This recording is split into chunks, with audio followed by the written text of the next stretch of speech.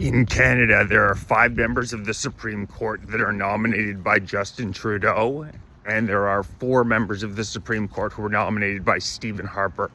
The Supreme Court of Canada just announced that the mandatory minimum 1-year sentence for a Canadian adult being caught with CP would no longer exist. A disgusting case where 2 guys were convicted of owning a lot of CP, and they appealed the case, and now the Supreme Court of Canada has ruled that mandatory minimum 1-year prison sentences should no longer exist for these types of convictions. This makes Canada essentially a destination to be for people who watch this type of content. In my opinion, nobody should be punished more harshly than people who possess this type of, the abuse that goes on, the lives ruined. You can't really imagine anything more disgusting. And this is the logical endpoint of wokeism, living in a society where if you criticize the government, you can go to jail for life or be placed under house arrest, and owning the most disgusting materials known to man, removing mandatory 1-year minimum prison sentences. There's a reason that in Ottawa, they just announced the crime rates are up 63% in the past decade alone. And you know they're fudging those stats absolutely as much as they can. And even in Ottawa, they had to admit a 63% rise in crime overall. Violent crime rates against women up 120%. Break and enters up something like 300%.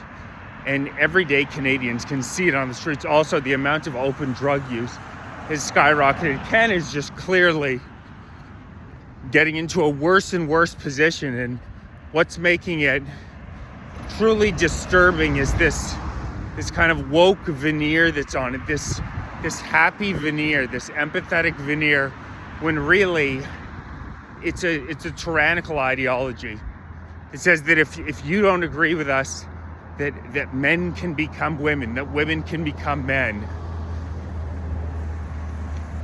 that there's 2 categories of people. There's the oppressed and there's the oppressor. And we can easily categorize you're in one of these 2 groups. And if you're from a historically oppressed group and you happen to possess CP, well, that's just due to historical injustices. And a society that thinks like this, that lets its criminals roam free, walk the streets with, time and time again we see stories with people with very light sentences compared to the disgusting act. Daniel Senecal, a guy who essayed a 12-year-old, only got a 12-month sentence, and then did the same to a 3-year-old. It's really disturbing, all of the stories. And the majority of us also know people in our personal lives who have been involved in terrible incidences where the aggressor, the person who caused the incident, didn't wind up getting punished appropriately. Or you find out that person, this is their 4th DUI or whatever it may be. Solzhenitsyn in the Soviet Union always said that you could tell communism when criminals were allowed to roam free and political opponents were shut up. And that's exactly what we're seeing in Canada with Bill C-8, Bill C-9. Bill C-8 expands the definition of hate speech to so-called fomentation of detestation and vilification. You see Mark Miller, the former still the Minister of Immigration, I believe. He's totally screwed our immigration system, and he's up there talking about how specific quotes from the Bible are considered hate speech now.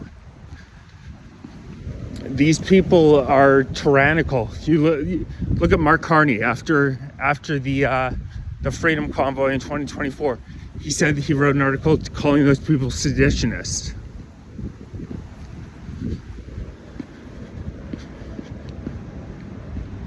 It's unbelievable. They put this woke veneer on it. They put these rainbows and these flags up, but they're actually the most hateful group of people you could ever meet. And also they clearly have zero moral standards. When you're lowering mandatory minimum sentences on possession of CP, something is wrong with you.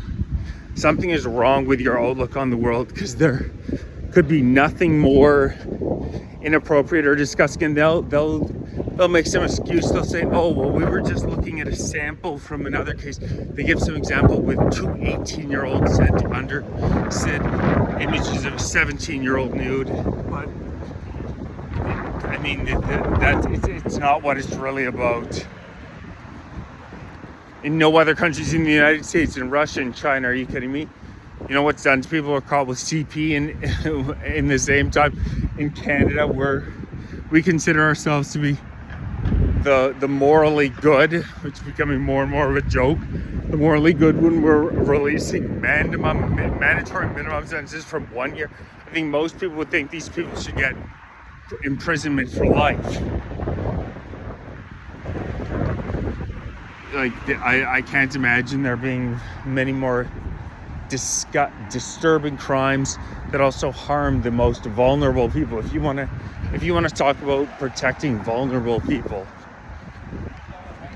are you kidding me? Is there anybody in our society more vulnerable than a 3-year-old? If you're not willing to protect a 3-year-old, I have a hard time. I think you're totally full of it when you talk about protecting vulnerable people, when there's literally no larger an example of a vulnerable person than a 3 or a 4-year-old. And somebody possessing that type of stuff is doing the damage. It's disgusting to even think about. And then, like I said, I think the vast majority of us would think that somebody like that would wind up having to go to prison for life. You know what I mean? And then to say 1 year is potentially in certain cases too long. How you could get 5 people on a 9-panel group is insane. And it's not surprising at all that all 5 who voted in favor of the ruling were appointed by Trudeau. And this is kind of the end point of wokeism, is if you are from what they deem to be historically oppressed, the historically oppressed side, then you can really do no wrong. Or not necessarily you can do no wrong, but everything can be justified in a much larger manner due to historical oppression. Please like, share, subscribe, join, become a member, grab some gear. Really appreciate it. And make noise about this. This case is gross.